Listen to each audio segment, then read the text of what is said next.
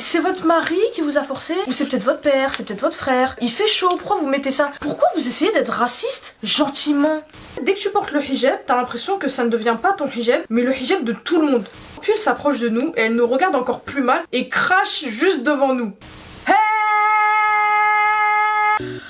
Bonjour. Je me concentre. Aujourd'hui, on se retrouve pour quelque chose d'important. C'est encore pire que la grippe, encore pire que le coronavirus, encore pire que Donald Trump en personne. Le racisme ordinaire. Je vous ai demandé sur Instagram, il y a à peu près 2 semaines, de me raconter vos pires anecdotes de racisme ordinaire. Et du coup, vous m'avez rapporté des histoires qui m'ont fortement énervé. J'en ai eu plus que prévu et plus que ce que je pensais. J'ai pas tout lu, donc du coup je vais découvrir avec vous les pires histoires concernant le racisme ordinaire en tant que hijabi. Donc le racisme ordinaire, je pense que en étant issu de la double culture ou en ayant des traits physiques qui ne semblent pas très français, et ben on est tous sujets malheureusement au racisme ordinaire, et encore plus quand on est une femme. Donc aujourd'hui on va élever les voix, on va mettre tout ça en avant. Donc je vais aller dans les messages Instagram, et quand je vous dis, j'ai été choquée de la tonne de messages que j'ai reçus. J'ai jamais reçu autant de messages. Donc je vais commencer par la première story que j'ai en face de moi. Bon là on va passer vraiment par les classiques. Te faire passer la pilule comme quoi ton foulard dérange par le fait que on sait mieux ce qui est bon pour toi. Vous allez comprendre. C'était dans le métro Saint-Lazare, ligne 14. C'était un moment de canicule dans Paris, donc il faisait hyper chaud. J'avais un pull long et un petit voile tranquille dans mon coin quand un vieux papy vient m'attraper par le bras et me dit « Eh madame, faut enlever tous ces vêtements là, il fait beaucoup trop chaud hein. » Mais...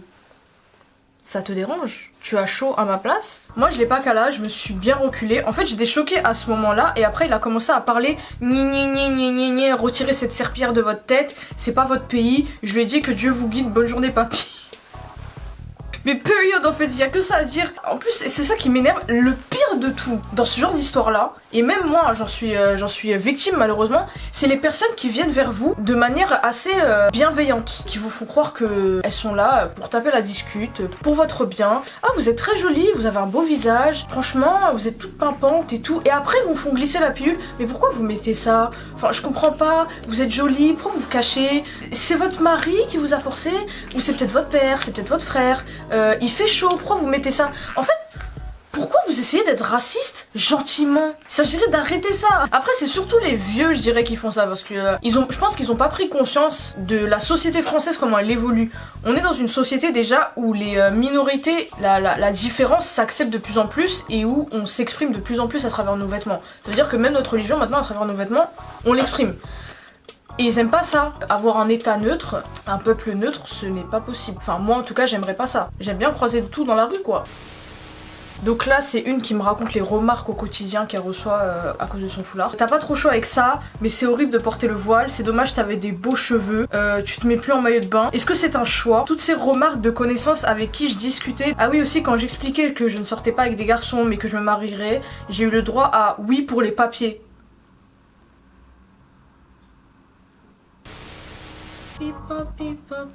On a une bonne petite histoire du racisme ordinaire au travail hein. Quelle question? Les phrases du style tu t'habilles trop court pour une voilée, trop colorée, trop ceci, trop cela. En fait le pire dans tout ça, je dirais qu'on reçoit du racisme ordinaire de la part de personnes qui ne sont pas musulmans et qui ne connaissent pas l'islam et qui sont racistes tout simplement. Mais en plus de ça, on reçoit du racisme ordinaire de notre communauté elle-même. Déjà qu'on se fait lyncher parce qu'on devrait pas s'habiller comme ça, parce que voilà on devrait s'intégrer, parce que c'est notre mari imaginaire qui nous a forcé. Mais en plus de ça, de notre communauté elle-même, on reçoit des critiques. Ouais mais ton voile pourquoi il est coloré? Ouais mais ça c'est trop court pour une voilée. Ouais mais tu devrais pas faire comme ça. Ouais mais tu cries dans la rue pourtant t'es une voilée. Tu devrais être calme, tu devrais pas t'énerver, tu devrais pas ceci. Et regarde ça, on voit ton cou. Et regarde ça. En fait, vous vous rendez pas compte? Respire, mais vous vous rendez pas compte la pression qu'on a? Mais bref, je vais lire l'histoire. Je suis travailleur social et je partais au travail en turban car le hijab n'était pas accepté. Donc le hijab c'est le voile. Les personnes que j'accompagne étaient souvent surpris, pour les plus modérés choqués, ulcéré à la limite de l'AVC pour les plus expressifs. J'aime trop comment on raconte l'histoire. Une fois, une dame m'a demandé si j'avais des cheveux sous mon foulard. En plus des préjugés sur les femmes qui portent le foulard, s'ajoute celui-ci de la femme noire chauve. Ah, c'est le pire. C'était pendant mon stage lors de la fameuse polémique sur le hijab de Decathlon. Dans ma structure de stage, il n'y avait que mon référent qui savait que je portais le hijab. En dehors de la structure, je venais en turban. Pendant cette fameuse polémique, l'agent d'accueil a trouvé bon de me faire remarquer que moi j'étais intégrée car j'étais en turban, que c'était joli et que ce n'était pas provocateur en comparaison à ces femmes voilées en gilbeb qui étaient soumises à leur mari, père, frère, oncle, bref, toute figure masculine. J'étais tellement choquée que j'ai bugué, j'ai demandé à ce qu'elle explicite son propos pour voir si j'avais bien entendu. Et elle a ressorti tout le bullshit islamophobe de BFM, CNews et leurs compatriotes. Ce qui m'a fait le plus mal, ce n'était pas ses propos, mais le fait que j'ai passé tout ce temps avec elle sans me rendre compte de ses pensées. Je lui ai donc expliqué que j'étais voilée, que personne ne m'avait forcé. Notre pause déjeuner a débordé d'1 heure et elle a pleuré en se rendant compte de sa bêtise, s'est excusée. Ce n'est pas l'histoire la plus violente, mais celle qui m'a le plus marquée. Ah oui, et quand j'ai décidé de me voiler, c'était pendant les vacances de février et je suis retournée en cours, mes camarades m'ont vu et on pensait que c'était une blague car rigoler c'est ma vie. J'ai eu plein de questions en mode tu vas continuer à t'habiller normalement ou tu vas mettre des abayas? Tu pourras toujours sortir? Un camarade garçon m'a demandé si on pouvait continuer à se parler ou si c'était interdit. Tu peux prier qu'on finisse l'épisode Netflix d'une soi-disant amie qui ne respectait pas ma religion visiblement. Oh, non mais c'est une blague. Moi on m'a nommé la charia punk dans le carrefour à côté de ma fac. On a le même médecin de famille depuis que je suis tout petite. Je suis caucasienne convertie by the way.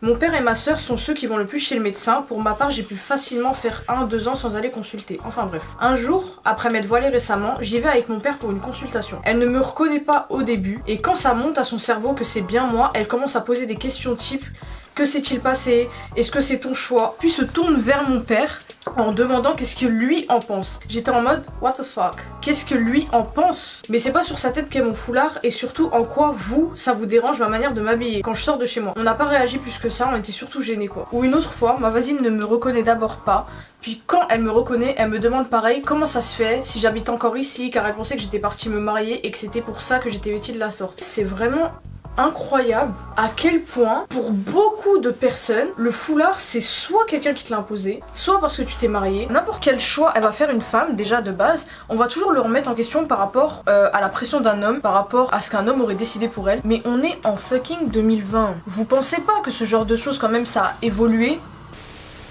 J'étais en filière scientifique et je voulais aller en santé médecine. Mais mon prof principal pensait, pété d'air ça me fait rire sur le moment, j'avais juste envie de le frapper, qu'une voilée de mon genre était plus adepte à rester à la maison et s'occuper de ses enfants. Il me rabaissait constamment et j'étais la seule voilée de tout mon lycée. C'était toujours des petites remarques, des petites blagues souvent devant tous mes camarades et ça en devenait grave lourd. Vraiment les blagues, c'est le summum du racisme ordinaire, mais vraiment. Ma mère croyait pas jusqu'au jour où elle a pris rendez-vous. Tu sais ce qu'il a dit sur un ton moqueur? Ah bah tout s'explique, telle mère telle fille, je devais m'en douter, ça explique tellement de choses. J'avais les larmes aux yeux, comment tu peux dire ça? Mais bon bref, le pire c'est que j'étais une bonne élève et je pense que ma réussite le rongeait, exactement. Exactement. Juste au cas où il regarde la vidéo, sache que j'ai eu ma première année en santé et toc. Un jour j'étais à un anniversaire d'une cousine éloignée et elle avait invité tous ses potes pour faire un pique-nique dans un parc, jusque là tout va bien. Le parc était un peu loin donc on avait utilisé un caddie pour ramener tout ce qu'il faut en termes de boissons. Comme c'était lourd etc c'était pas pratique et pas prise de tête. J'ai oublié de préciser que j'étais en abaya, très important pour le suite de l'histoire. Et quand je suis arrivée au parc, c'est moi qui tirais le caddie. Tout le monde était posé sur l'herbe et une copine elle a explosé de rire en disant ah ah ah ah ah ah ah ah ah. Avec ton voile et ton caddie on dirait une grand-mère arabe qui fait ses courses au marché alors qu'on est à un pique-nique. Les autres de son groupe ont tous rigolé et je me suis sentie profondément humiliée en public. C'est comme si elle avait eu la volonté de faire rire les autres du groupe peut-être. Enfin personnellement après ça j'étais bouche bée, j'ai même pas réagi, je me suis assise et j'ai juste attendu que le moment passe pour rentrer chez moi. Un jour dans le bus, il y a un homme sourd qui est venu me crier en disant que je salis la religion musulmane en portant le voile. Je suis noire. Et il a parlé une langue, j'ai juste compris kahlouche, khra. Dans le bus ça s'est passé, personne n'a réagi jusqu'à ce qu'il veuille m'arracher mon voile et des gars de cité qui étaient derrière l'ont pris et l'ont fait sortir du bus. Je suis encore sous le choc alors que cette histoire date d'il y a 3 mois déjà. Non mais tu m'étonnes. Franchement les histoires dans les transports c'est le pire. Parce que les transports c'est vraiment le moyen de locomotion quand t'es étudiante, le moyen de locomotion quand t'as pas forcément les moyens d'avoir une voiture. Donc en fait quand t'es traumatisé des transports, et ben tu t'isoles socialement.